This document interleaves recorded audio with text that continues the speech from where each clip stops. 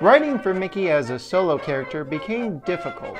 Despite some success, such as Through the Mirror, Walt felt it was time to update the structure of a Mickey Mouse cartoon. The solution was to make Mickey a co-star. Who would share the screen with him, you might ask? The first and obvious choice was Donald, since the animators loved drawing him, and the second choice came from animator Art Babbitt, who suggested Goofy. Voiced by Pinto Colvig, Goofy in the 30s was known as Dippy Dog. In his first appearance, he was portrayed as a much older character with a beard, and he was considered a background character that had a unique laugh.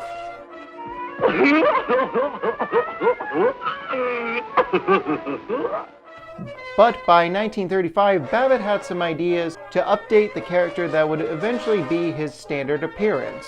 Think of Goof as a composite for an everlasting optimist, and a hick. He can move fast if he has to, but would rather avoid any overexhaustion, so he takes what seems the easiest way. He is a philosopher of the barbershop variety. No matter what happens, he accepts it finally being for the best, or at least amusing. He very seldom, if ever, reaches his objective or completes what he has started.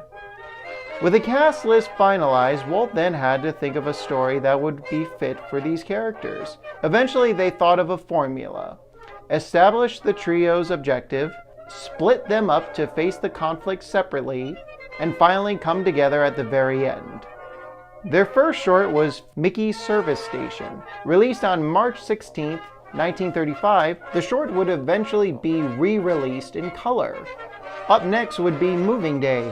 Released on June 20th, 1936, this short would feature Pete's first appearance in color, as well as an updated look for Donald. The animators want him to be a bit fuller, rounder, and cuter. Fast forward to October 15th, 1937, with the release of Clock Cleaners. Of the trio's adventures, this was probably the most successful. It was ranked 27th of the 50 greatest cartoons.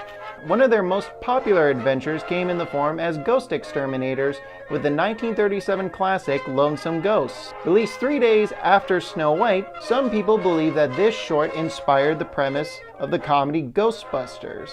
There is even some debate it inspired the phrase, "I ain't afraid of no ghosts," since Goofy says something similar to that. I ain't scared of no ghosts.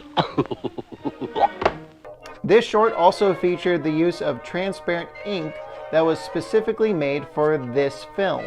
Finally, on May 6, 1938, Mickey's trailer was released to the public.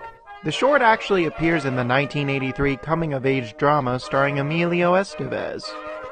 These would not be the only shorts featuring the trio during the 30s, nor would this be the last time they would reunite, but despite Walt's best efforts, Mickey's popularity started to dwindle while Donald and Goofy would move on to their own solo careers. But fear not, because Mickey would later be redesigned sometime after Snow White.